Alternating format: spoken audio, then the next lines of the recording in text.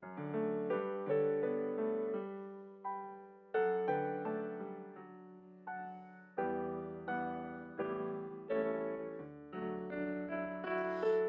hogar es lugar donde encontramos un refugio de paz y aceptación. Aunque no compartamos opiniones, nos reunimos ahí pues hay amor. Edificamos familias, necesitamos del Señor. Él es el único que puede llenar nuestras vidas con amor.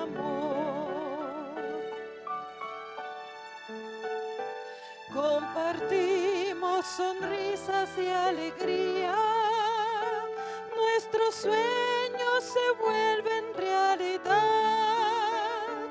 Las palabras de aprecio nunca faltan si Jesús es el centro del hogar. Edificamos familias, necesitamos del Señor. Él es el único que puede llenar nuestras vidas con amor. Tu iglesia, Señor, es la familia que nos une, alienta y da valor, de distintas naciones y colores, pero todos con una misma fe. Edificamos familias, necesitamos del Señor.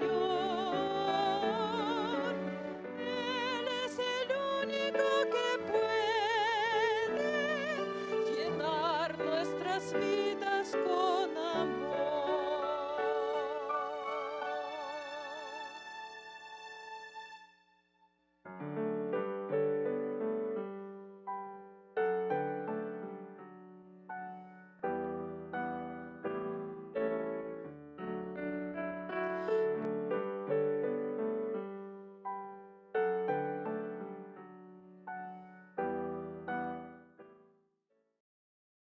Bienvenidos sean, queridos hermanos. Agradecimiento hay en este día por permitirnos entrar a tu hogar por medio de la red de canales del Evangelio Eterno. Como Ministerio de Oración, Sergio Huerta, Yolanda Huerta, te damos la bienvenida al culto familiar. Estamos llevando en este día el matrimonio, estamos orando por familias y pidiendo la intervención divina de su Santo Espíritu para que en ese hogar esté establecido la presencia del Señor. Es el deseo de nuestro corazón, un cerco protector para nuestros seres queridos, porque muchos están expuestos al peligro y a la tentación. Por eso es importante el elevar un ruego para que haya un cerco protector en tu casa a través de la oración. Sean bienvenidos. Y a todos aquellos que por primera vez sintonizan la red de canales del Evangelio Eterno, en este día estamos llevando el culto familiar. Sean bienvenidos. Queremos presentar a la presencia del Espíritu Santo la familia, la oración, y que Dios dirige el ministerio de oración para que cada día, hermanos, estemos llevando esas oraciones a la presencia de nuestro Señor Jesucristo, que Él es nuestro sumo sacerdote, nuestro mediador entre nosotros y Dios. Vamos a hacer la oración, Sergio, pidiendo la ayuda del Espíritu Santo para que todo lo que se mencione esté respaldado con un escrito está. Con reverencia, si no puedes arrodillarte físicamente, dobla rodillas espirituales. Pero cada vez que busques la presencia del Padre Celestial, Cristo nos dejó ejemplo, buscó la reverencia al ponerse de rodillas. Vamos a hacer la oración en este momento pidiendo su divinidad. Padre amado, humildemente ante tu presencia nos humillamos ante el trono de la gracia, ante el trono de la misericordia. Te damos gracias, Hijo de Dios, porque no nos dejaste solos, nos dejaste el Consolador. Es por eso que nos humillamos ante tu presencia con acción de gracias. Te ruego ante todo, Hijo de Dios, que no mires mi falta, que no traigas a memoria el pecado que he cometido. He sido rebelde, nos hemos apartado de tus principios, no obedecemos tus estatutos. Te rogamos que nos perdones, Señor mío, que nos des la gracia de tu presencia para que podamos vencer toda debilidad espiritual. Rogamos humildemente, Padre, por todos los hogares, por todas las familias.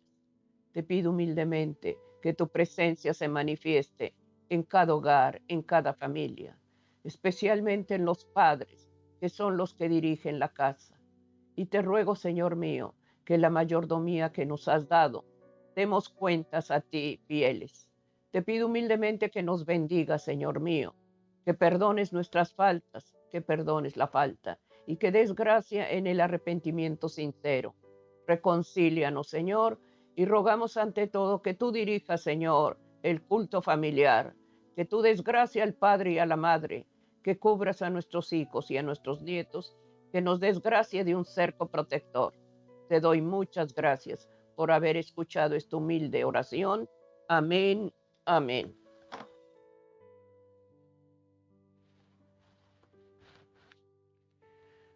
Amén. Amén. Estamos agradecidos al Señor por su fidelidad, su misericordia.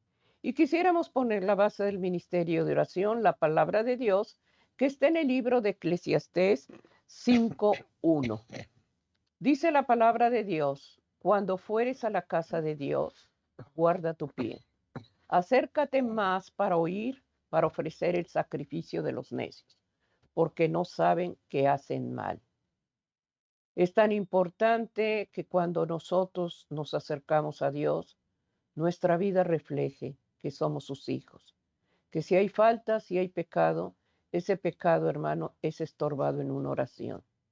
Por eso claramente el Señor nos dice que cada día debemos estar a cuentas con Él. Es importante, hermano, que en la oración siempre se lleve el reconocer que somos pecadores. Por eso, en este día se está llevando, hermano, la palabra de Dios y hemos puesto la base del ministerio de oración en el culto familiar, Eclesiastés 5:1. Y aquí claramente nos habla el Señor. De lo que se va a llevar este tema se llama los pretextos no justifican. Y es lo que Dios nos va a hablar, Sergio, a través de lo que Dios está poniendo en el corazón de cada uno de nosotros, que esa palabra caiga en tierra fértil. Oigamos lo que Dios nos habla a través de su santo libro. Comprueba, querido hermano, que lo que se testifica está basado en la palabra de Dios. Lleva lápiz y papel, anota las citas bíblicas y en momentos en los cuales tú necesitas dirección, abrigo y protección, acuérdate que esa palabra es viva y es eficaz. Es una palabra que santifica y vivifica. Por eso en este día estamos llevando la familia. Sergio, los pretextos no justifican. Así es, Amén. la palabra de Dios, hermanos, es la que nos da el entendimiento, pero también pone en nuestro corazón el deseo de cumplir con todo compromiso a lo cual nosotros nos hemos asegurado que lo vamos a cumplir. La mayoría de las personas son hábiles para poner pretextos. No sabía, no me dio tiempo, no me acordé, no pude, mejor mañana. Y así hay una lista, hermanos, de pretextos que siempre se usan para querer autojustificarse. Si en cambio los pretextos muestran al incompetente que se deslinda o se quiere autojustificar de responsabilidades adquiridas pero que no se han cumplido. En el cristiano, esa actitud es una clara manifestación de falta de compromiso primeramente a Dios. Es una muestra de una espiritualidad débil. Tal vez esté manchada de pecado y éste nos separa de Dios y por ello se ponen pretextos o excusas para justificarnos y no cumplir a lo que nos hemos comprometido o a lo que hemos prometido hacer. El sabio Salomón, aquí en el libro de Eclesiastés, que hemos leído, capítulo 5, versículo 1, nos da una amonestación. Y aquí le está hablando al cristiano, al comprometido, al Hijo de Dios. Dice, cuando fueres a la casa de Dios, guarda tu pie. Es decir, debemos de manifestar una actitud de acercamiento a Dios, pero no llevar faltas en nuestra vida.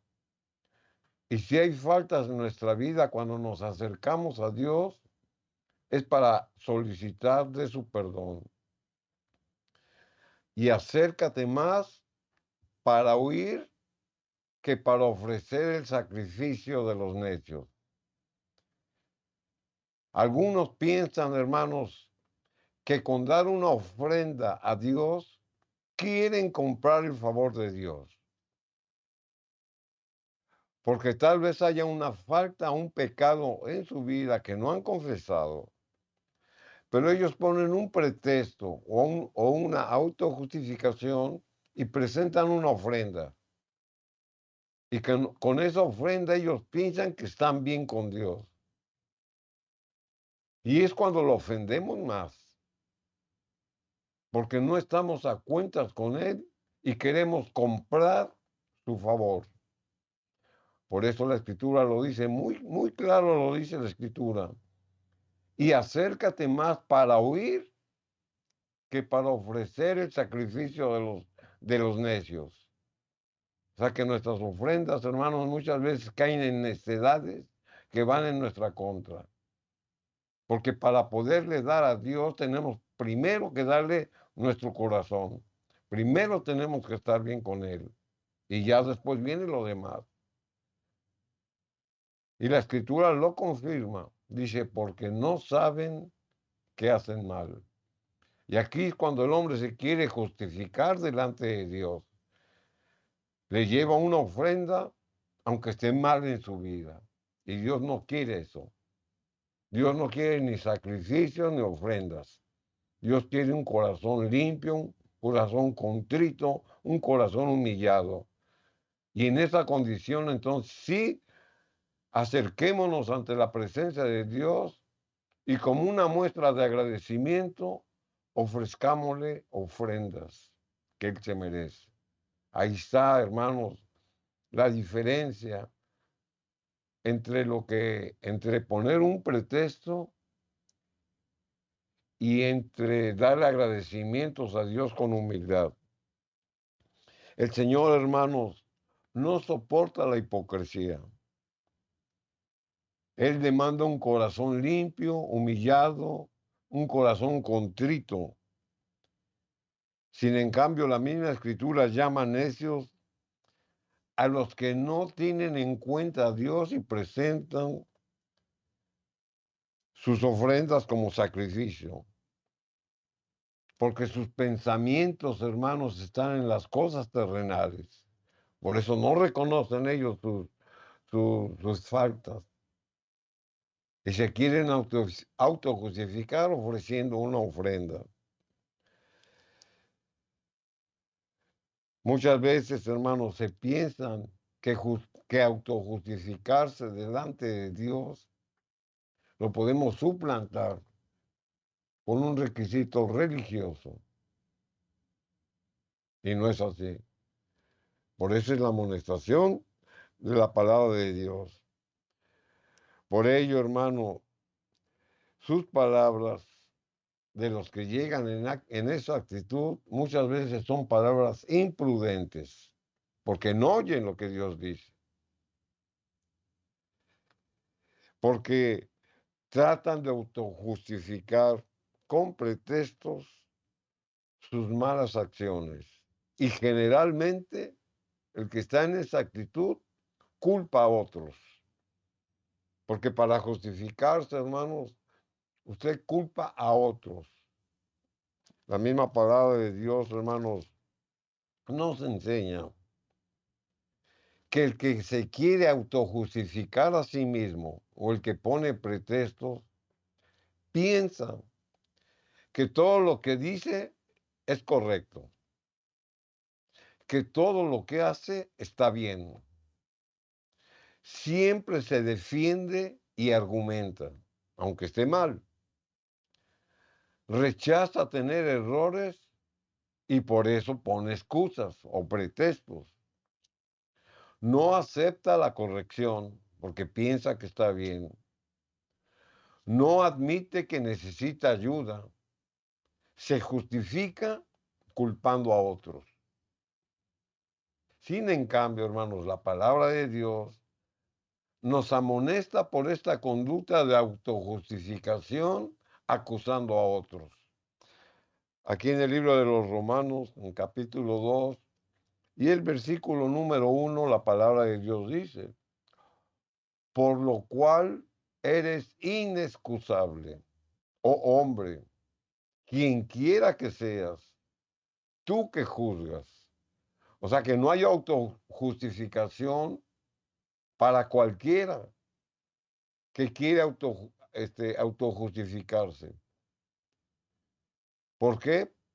Porque se autojustifica culpando a otros. Y es lo que la palabra de Dios dice. Dice, quien quiera que seas tú que juzgas, pues en lo que juzgas a otro, te condenas a ti mismo. Porque tú que juzgas, haces lo mismo. Parece, hermanos, un juego de palabras, pero no lo es. Por eso tenemos que analizar lo que la revelación nos muestra. Y tenemos que entender, hermanos, que el autojustificarse a sí mismo nos lleva a juzgar a otros y caemos en esta situación. Porque tú que juzgas a otro, haces lo mismo. El apóstol, hermanos, aquí se está refiriendo a los judíos que conocían la ley, que decían guardar la ley moral de Dios, pero no la cumplían. Juzgaban a los gentiles, porque ellos no tenían la comprensión de la ley de Dios. Y ellos que sí conocían la ley de Dios, no la cumplían. ¿Por qué? Porque juzgaban a otros, porque ponían pretextos. Y en este caso, hermanos, se condenaban a sí mismos. Y es lo que nos pasa a nosotros. Cada vez que ponemos un pretexto para justificar nuestras acciones, para no cumplir con nuestros compromisos, caemos, hermanos, en un engaño, en una mentira, y por lo tanto infringimos la santa ley de Dios y estamos pecando. Y más que eso, generalmente, para autojustificar nuestras mismas faltas, juzgamos a los demás. Por eso la misma palabra de Dios, hermanos, nos dice muy claro que somos inexcusables cuando juzgamos a los demás y no nos fijamos en nuestra propia vida. Juan capítulo 9, versículo 41. La escritura nos presenta esta ilustración. Jesús le respondió, ¿a quién? A sus discípulos. Si fuerais ciegos, no tendríais pecado. Mas ahora que decís vemos, vuestro pecado permanece. Los que se justifican a sí mismos son ciegos. Por eso Jesús les dice, si fuerais ciegos, no tendríais pecado. Cuando nosotros no conocemos de la palabra de Dios, no conocemos sus santos requerimientos y caemos en falta, el Señor en su justicia y en su misericordia nos va a juzgar por el conocimiento que teníamos de Dios. Aquí ya no hay necesidad de que el hombre se autojustifique, sino que Dios mismo, por ser ciegos espirituales, por no tener el conocimiento de Dios, Él nos va a juzgar de acuerdo al conocimiento de Dios. Por eso dice, si fuerais ciegos no tendréis pecado. Se está refiriendo a los que no tienen el conocimiento de la palabra de Dios. Pero en la segunda parte dice, mas ahora, porque decís vemos, es decir, pero ahora que conocemos la palabra de Dios, que conocemos sus santos requerimientos, vemos, pero vuestro pecado permanece. ¿Por qué? Porque estamos, hermanos, infringiendo la ley de Dios, teniendo conocimiento de la ley de Dios y sabiendo que no tenemos que hacer algo para infringir su misma palabra de Dios. ¿Por qué? Porque tenemos el conocimiento. Por eso Jesús les pone esta ilustración. Los que se justifican a sí mismos son ciegos respecto a sí mismo. Usted dice conocer la palabra de Dios, entonces ¿por qué peca? Usted dice conocer la palabra de Dios, entonces ¿por qué no la vive y la pone por obra? Porque es un ciego espiritual. Es lo que Jesús está diciendo. Porque no quieren reconocer ni ver con sus propios ojos el pecado que en ellos hay. Por eso juzgan a los demás. Y aparte de juzgar a los demás, ponen pretextos para autojustificarse. Por eso el tema que estamos tratando el día de hoy lleva por título Los pretextos no justifican. Por lo que estamos leyendo. Veamos, hermanos, un pasaje bíblico donde el profeta Natán se acerca a David. David ya había caído en pecado con Betsabé y había mandado a matar a Urías, el esposo de Betsabé. Había pasado ya un año y él no había reconocido su falta. Y Jehová instruye a Natán y le dice, muéstrale a David el juicio que él tomaría si alguien abusa de lo que él ha hecho. Y le pone una, una similitud para que él mismo dé juicio de su propio proceder. Pero él no sabía que él mismo se iba a juzgar. Vamos a leerlo aquí, segunda de Samuel, capítulo 12 y el versículo número 4. La escritura dice, y vino uno de camino al hombre rico, y éste no quiso tomar de sus ovejas y de sus vacas para guisar para el caminante que había venido a él, sino que tomó la oveja de aquel hombre pobre, de su vecino, y la preparó para aquel que había venido a él. En aquel entonces, hermanos, por lo que la escritura nos está diciendo, era una costumbre que a un extranjero, que a un caminante, que pasaba por alguna ciudad o por algún pueblo, por alguna casa, cuando el sol se estaba ocultando, ellos tenían que buscar un resguardo porque se estaban transportando de un lugar a otro. Y ellos tenían por costumbre recibir al visitante, al extranjero, al caminante, y proveerle y darle hospedaje para que emprendiera su viaje al próximo día. Esa era la costumbre de los judíos. lo invitaban a su hogar, le lavaban los pies, le daban de comer. Pero lo que la Escritura nos está enseñando, hermanos, con esta ilustración, que aquí se destaca la actitud, porque este caminante pasó por la casa de un hombre rico, y la Escritura dice tenía muchas ovejas y muchas vacas. Y él tenía que aderezar su mesa o preparar alimento para el caminante. Pero en lugar de agarrar una de sus ovejas o de sus vacas y preparar alimento para esta persona, él lo que hizo que fue y tomó la única oveja que su vecino pobre tenía y la sacrificó y le dio de comer al caminante. Y aquí se muestra, hermanos, la actitud codiciosa y ventajosa del hombre rico. Tenía muchas ovejas y muchas vacas, pero al tomar la única oveja del hombre pobre, cayó en pecado. Aquí en el versículo 5 y 6 de 2 de Samuel 12, la escritura sigue narrando.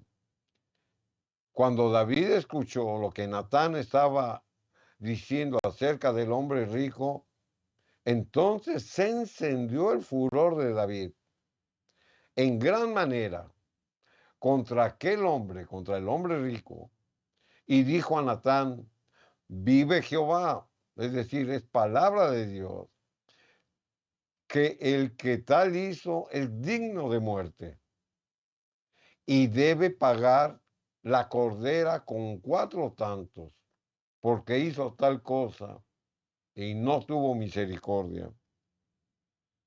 David, hermanos, se estaba juzgando a sí mismo.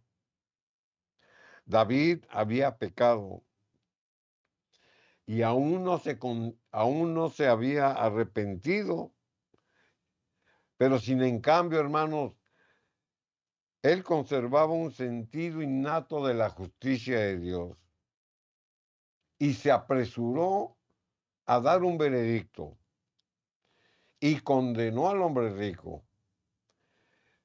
Pero lo que en realidad había hecho era condenarse a sí mismo por los pecados ocultos que él había cometido y que no había confesado y de los cuales no se había arrepentido. Versículo 7 de aquí, de 2 de Samuel 12, la escritura sigue diciendo, entonces dijo Natán, ¿a quién? A David, tú eres aquel hombre. O sea, aquí le hace ver que el hombre rico representaba a David y que lo que el hombre rico había hecho, David lo había hecho, y que el juicio que David había dado, él se había condenado a sí mismo. Así ha dicho Jehová, Dios de Israel, dice, yo te ungí por rey sobre Israel y te libré de la mano de Saúl. David, el juez, David, el profeta, David, el hijo de Dios, había condenado a muerte al mismo David, transgresor. Es decir, a sí mismo él se había dado un veredicto a través de esta historia. Él juzgaba y condenaba a su prójimo cuando él tenía faltas más graves. Y aquí, hermanos, podemos ver por qué no debemos de juzgar a nadie. Porque cuando juzgamos a otro, nuestras propias faltas, hermanos, se nos olvidan. Y fue lo que le pasó a David. Cuando él fue cuestionado por Natán, David, hermanos, no tenía pretexto. Porque ahí fue desenmascarado. Porque él mismo, hermano, sintió el peso del juicio que había dado, porque era él mismo al quien representaba el hombre rico. Él sabía que había pecado y que la sentencia para él mismo era justa. Hasta ahí se dio cuenta. Durante un tiempo, es decir, durante casi un año, él había ocultado la infidelidad con Betsabé y dado muerte o mandado a matar a Urías, el esposo de Betsabé. Había encubierto su crimen delante de los hombres, pero no pudo ocultarlo delante de Dios. Esta historia, hermanos, bíblica nos muestra nuestra realidad. Jamás como cristianos debemos de poner pretextos para autojustificarnos. Porque a la larga, hermanos, cometemos pecado porque queremos engañar, queremos aparentar lo que no somos. El mismo Pablo, hermanos, nos llama la atención para aquel que juzga y no se juzga a sí mismo. En el libro de los Romanos, en el capítulo 14 y el versículo 10, la escritura dice, pero tú, ¿por qué juzgas a tu hermano? O tú también, ¿por qué menosprecias a tu hermano? Porque todos comparecemos ante el tribunal de Cristo. Al igual que David, los que juzgan a los demás se olvidan de sus propias faltas, que tal vez sean más graves y que las han mantenido ocultas a los ojos de los hombres, pensando que engañamos a todo el mundo. Nuestros pretextos, hermanos, nos culpan. Hay una carga de conciencia. Por eso no hay excusa para la culpa. Amén. Nuestro Señor, hermano, dejó este principio por escrito para que no tengamos excusa para no saberlo. Amén. San Mateo capítulo 7, versículo 1 y 2, la escritura lo dice muy claro. No juzguéis para que no seáis juzgados, porque con el juicio con que juzgáis seréis juzgados, y con la medida con que medís os seráis medido.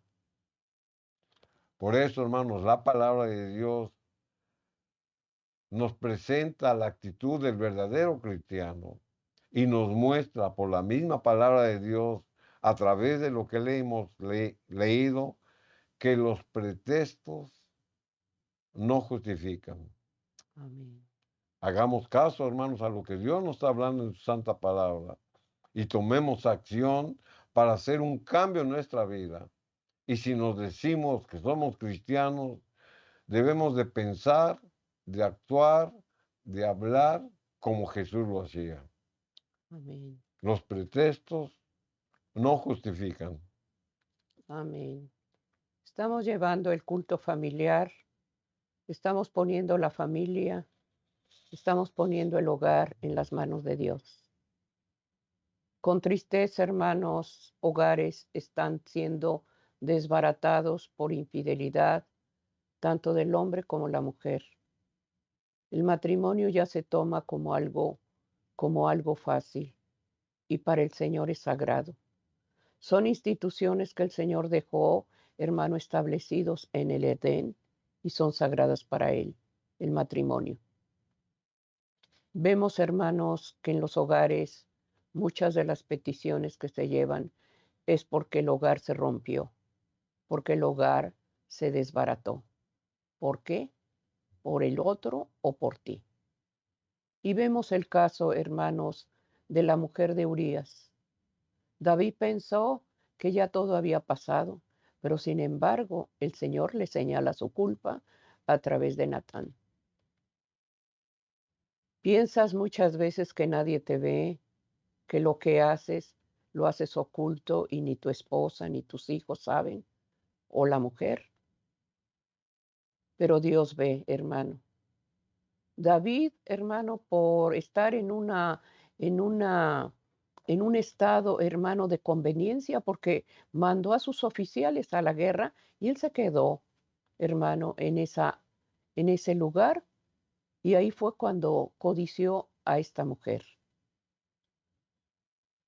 ¿Cuántas veces, hermanos, ves a una mujer y desde que la ves ya codiciaste?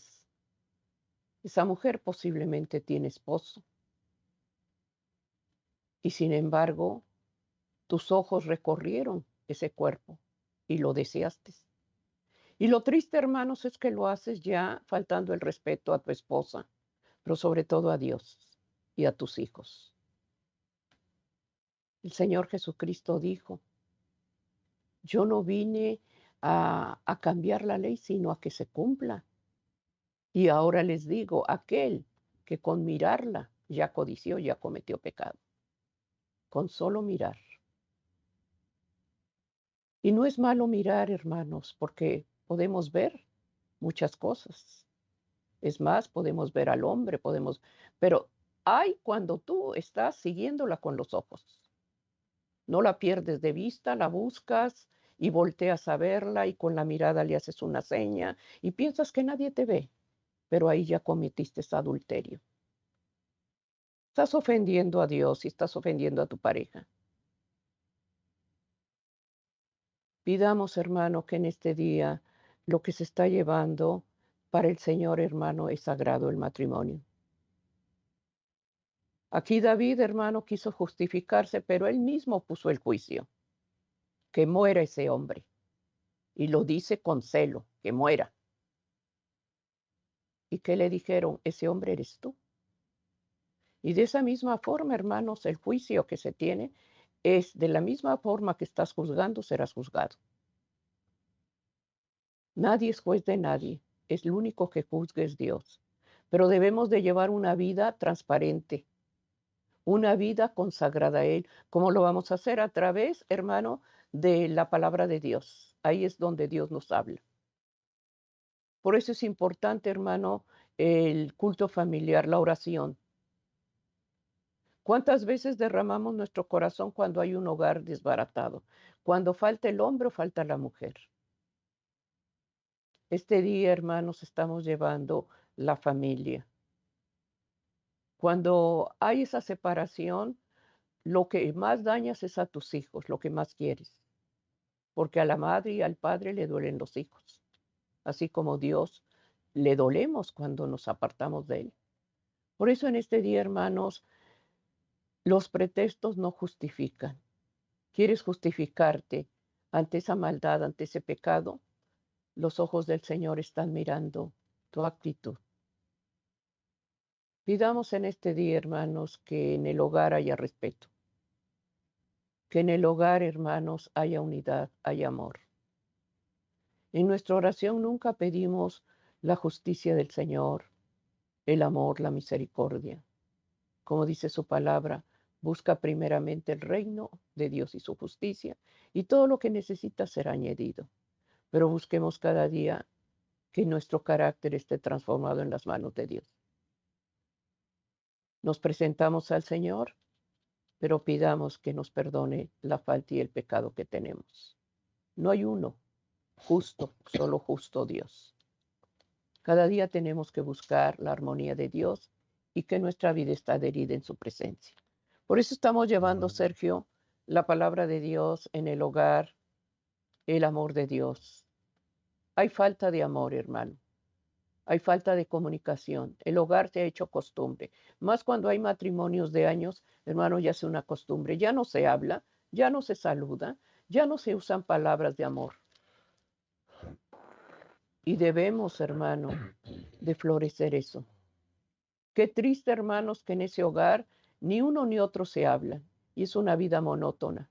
Es una vida, hermano, sin gracia. Y el Señor desea que cada día la unidad y el amor de Dios estén en nosotros.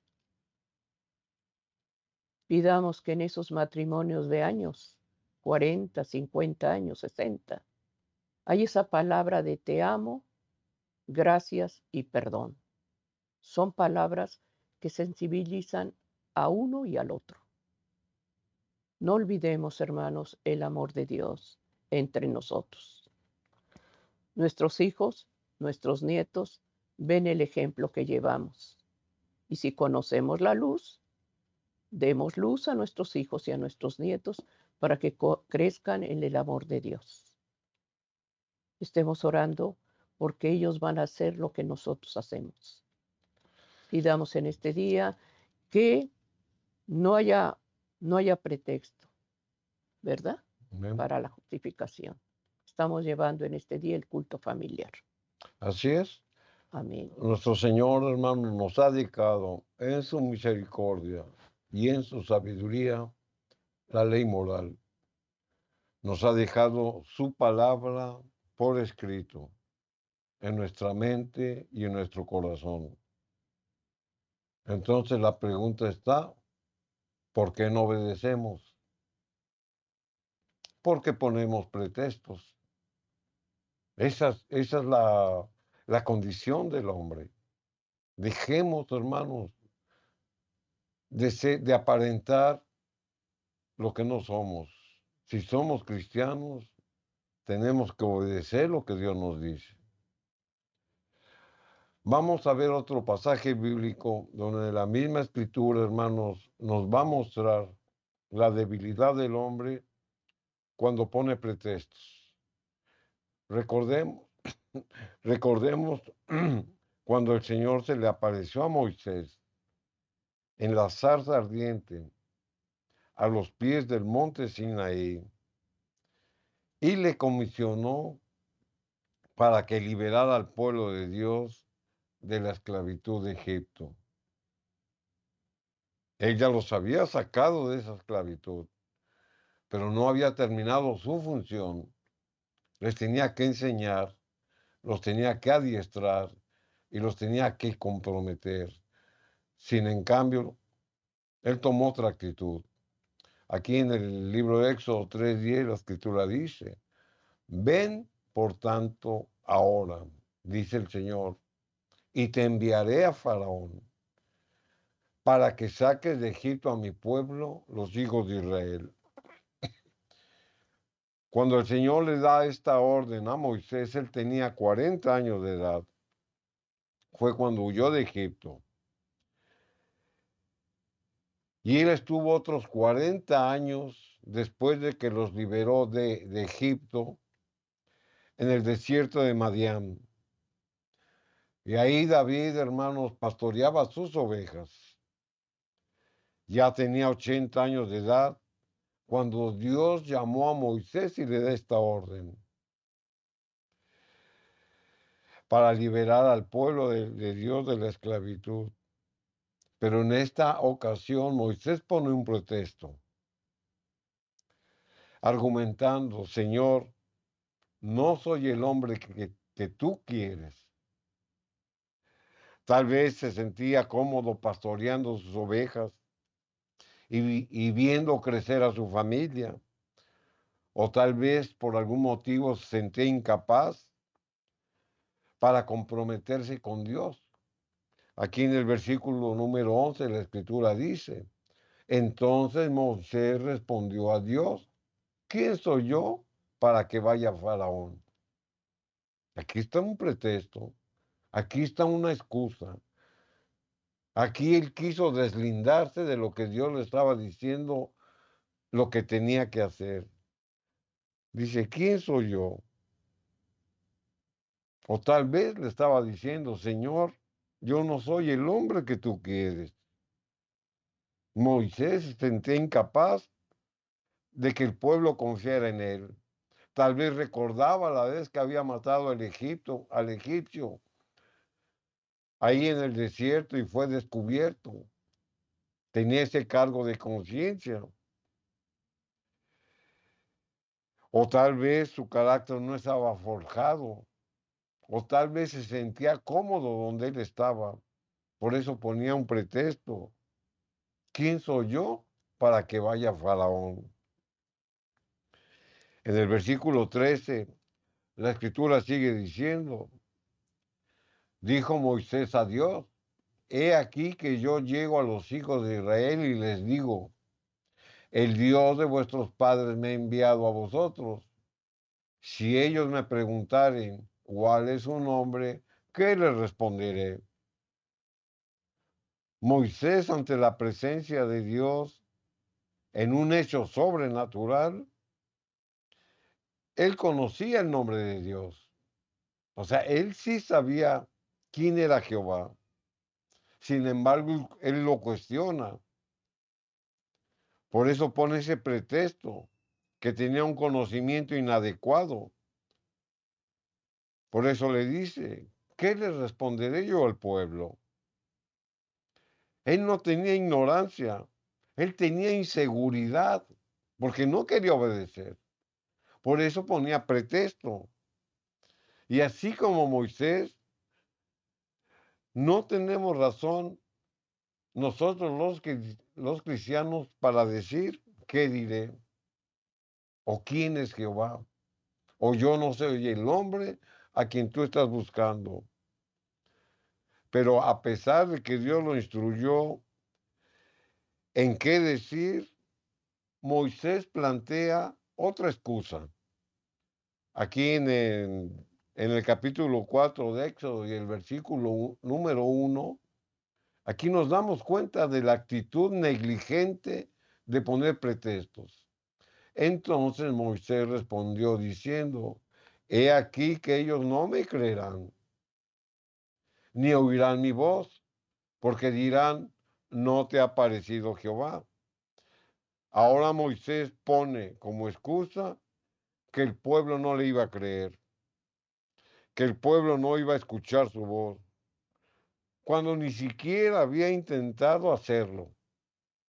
No se había esforzado porque no quería obedecer a Dios y ponía pretextos. Y aun y cuando no se había esforzado para hacerlo, él ya se daba por derrotado. Esta excusa, hermanos, mostraba su miedo de fallar, es decir, miedo al fracaso. Y yo le pregunto, ¿no nos pasa en ocasiones eso?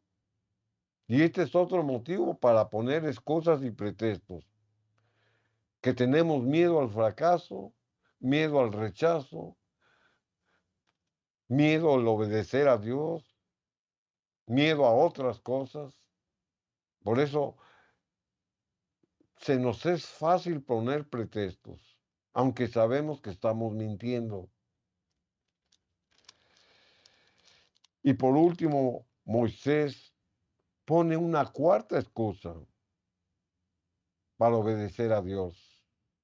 Aquí en el versículo 10 de Éxodo 4, la escritura dice, Éxodo 10, Éxodo versículo 4, versículo 10, la escritura dice, entonces Moisés dijo a Jehová, ay Señor, nunca he sido hombre de fácil palabra, ni antes, ni desde que tú me hablas a tu siervo, porque soy tardo en el habla y torpe en la lengua. Moisés, hermanos, en su diálogo con Dios, ya había puesto pretextos. La primera, como lo hemos leído, es de que él no se sentía capaz. Pensaba convencer a Dios de que se había equivocado, escogiéndolo a él como libertador. Es que yo no soy a quien tú buscas. Y había puesto un pretexto. El segundo pretexto, que ya lo leímos, que digo, si me preguntaran, ¿quién es Jehová o quién es Dios? Moisés ya lo conocía y tenía que hablar de él porque conocía su nombre, pero pone como pretexto no saber. Estaba mintiendo en otras palabras. Y esos son los pretextos, hermanos, que jamás nos van a justificar. Es decir, no hay pretexto que nos pueda justificar, porque el pretexto nos lleva a caer en una falta, en un pecado.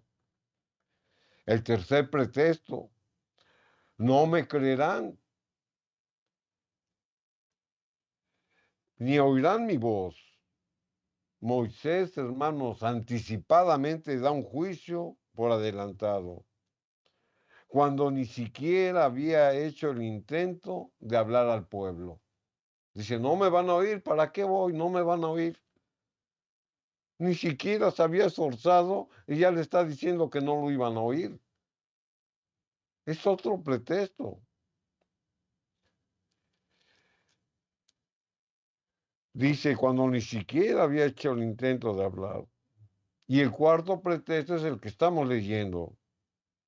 Dice, soy tardo para hablar, desde antes que me conocieras, porque así he sido siempre. Aquí como que está limitando, hermanos, lo que Dios podía hacer en su vida. Cuando nosotros tenemos, hermanos, alguna circunstancia que nos impide caminar libremente delante de Dios por alguna situación del pasado, siempre ponemos por pretexto, es que siempre he sido así, es que así nací, es que así me hizo Dios. Dios no lo hizo así. Que usted haya sido mal educado o que usted se haya contaminado con los placeres del mundo y se haya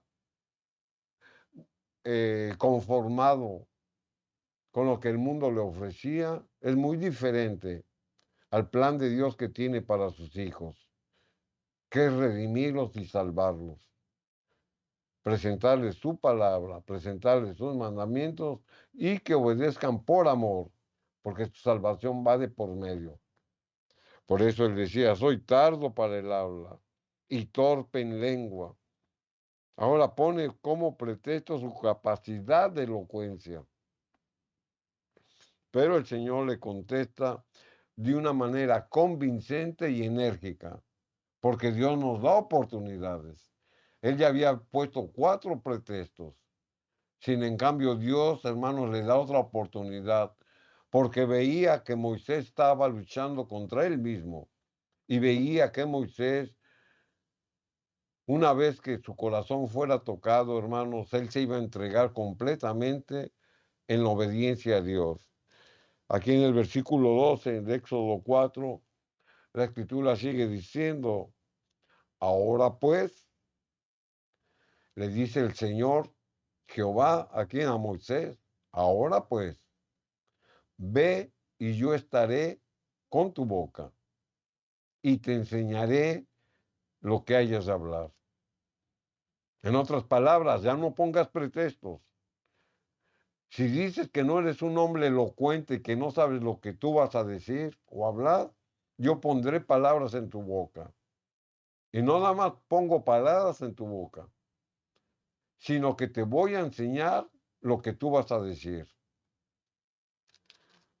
San Moisés, hermanos, posiblemente cayó en un shock, en una confusión con estas palabras que Dios le había dado. Aunque él era temeroso de Dios, también era muy reacio para obedecer a Dios. Y eso lo hemos visto por la misma Biblia.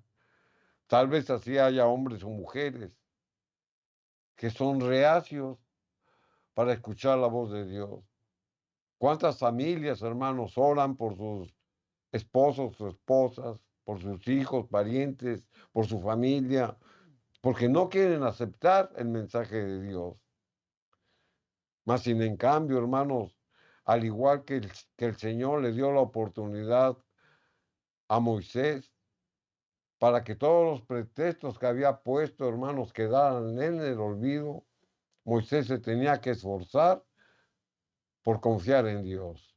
Y con estas palabras, hermanos, y con esta promesa, él ya no tuvo otro pretexto más para decirle no a Jehová, porque él creyó finalmente lo que Dios le había dicho. Después de haber antepuesto pretexto tras pretexto, el Señor transformó su carácter y habló lo que Dios le dijo, lo que tenía que decir, e hizo lo que Dios le dijo, lo que tenía que hacer. Y eso es lo que significó para Moisés ser manso y humilde. Y así la Biblia lo destaca como el varón más manso, es decir, más humilde de todos los que había sobre la tierra. Y esto está escrito. Libro de Números, capítulo 12, versículo número 3. La escritura lo dice. Y aquel varón, Moisés, era muy manso. O sea, recordemos lo que hemos leído. que era un hombre reacio para obedecer a Dios, que ponía pretexto tras pretexto tras pretexto para no obedecer lo que Dios le decía. Sin en cambio, cuando Dios, hermanos, transforma su mente, su corazón, renueva su carácter, de ese hombre reacio, lo convierte en el hombre más humilde, porque así la Biblia lo dice, o más manso. Dice más que todos los hombres que había sobre la tierra. El ser manso, humilde, es un rasgo de carácter adquirido mediante la transformación que el hombre experimenta únicamente mediante la influencia del Espíritu Santo. Solo un hombre humilde sabe ser sumiso ante Dios. Solo un hombre humilde reconoce que los pretextos, hermanos, nunca nos van a justificar. Solamente un hombre humilde, hermanos, obedece, ama a Dios. Solamente un hombre humilde está dispuesto a transformar su carácter, que por muy duro que sea, Dios lo puede hacer el hombre más humilde, como le pasó a Moisés. También Moisés, después de haberse dado cuenta de tanto error que había cometido o de tanto pretexto que había puesto, se da cuenta que Dios le amaba y él está dispuesto a cambiar, de ser un hombre débil, de ser un hombre necio, de ser un hombre reacio, a ser el hombre más humilde que había sobre la tierra. La palabra de Dios, hermanos, nos enseña a que no debemos de poner pretextos para autojustificarnos, que no debemos de juzgar a los demás para tapar nuestras propias carencias. Hemos leído la palabra de Dios, hermanos, y como siempre, es nuestro deseo que lo que hemos leído con un escrito está, hermanos, transforme su pensamiento, su corazón. Que si hay alguna duda, hermanos, en la cual usted estaba divagando, que la misma palabra de Dios, hermanos, nos aclare, dirigida por el Santo Espíritu de Dios, para ser hombres mansos y humildes y ser hombres dispuestos a cambiar como David y como Moisés. Amén. El deseo de nuestro corazón es que en el hogar esté edificado ese altar espiritual, donde como esposos, con la familia, podamos pedir al Señor su bendición y su protección. Vamos a consagrar este tiempo de la familia en las manos de Dios y te invitamos. Pon tu hogar, pon tu familia. Dios obra milagros y edifica hogares. Vamos a hacer la oración. Padre amado, te damos gracias en el nombre de Jesús por tu bondad y tu misericordia. Nos has hablado, Señor, a través de tu palabra. Hacemos oraciones, Señor, para que des gracia en que nuestro hogar esté edificado en la roca. Ayúdanos a permanecer cada día de tu mano. Nuestros hogares necesitan la edificación de tu palabra y rogamos, Señor mío, ese cerco protector que da a través de elevar ruegos y súplicas, a través de pedir dirección para nuestro hogar. Te pido humildemente, Señor, por la familia, por el matrimonio, especialmente por nuestros hijos y nietos. Hacemos ruegos, Padre. Inclina tu oído divino y escucha el ruego de esa madre y de ese padre. Y pedimos por los jóvenes, por los niños. Te rogamos tu bendición para la familia. Gracias, Señor Jesucristo, porque eres bueno y tu misericordia es para siempre. En el nombre de Jesús. Amén. Amén. Amén, queridos hermanos. Agradecimiento hay por este tiempo de familia. Que la paz de Dios esté en tu hogar y que en tu hogar, hermano, esté la bendición de nuestro Señor. Bendiciones. Amén.